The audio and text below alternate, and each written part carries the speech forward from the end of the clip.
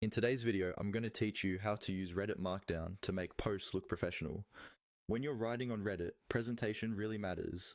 Clean formatting makes your comments easier to read, helps you highlight important points, and generally makes you look more thoughtful and organized. The good news is that you don't need to learn anything complicated to get started. All you need to do is switch from the default visual editor to Markdown mode, and that's exactly what I'll walk you through now. First, open Reddit and find a post you want to respond to. This can be any post in any subreddit. Once you've found it, scroll down until you see the comment section. Look for the area that says something like add a comment or shows an empty text box where you can type. Go ahead and click on that comment box to activate it. This is the space where you'll be writing your response.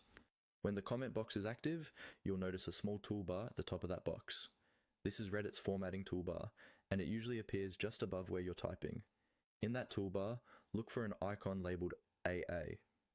It often appears alongside other icons like bold, italic, or link buttons. The AA icon is the key to switching how you edit your text. Click on the AA icon. When you do this, you should see an option that says Switch to Markdown, or something very similar depending on the version of Reddit you're using. Select that option. As soon as you switch, the comment box will change from the standard visual editor to a plain text editor where you can see the raw markdown as you type. Now, instead of clicking formatting buttons, you'll type simple symbols to format your text. For example, you can use asterisks for bold or italics, or use greater than symbols for quotes.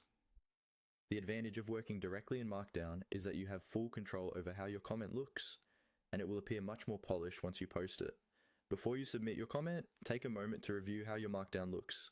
Many Reddit interfaces give you a preview so you can check that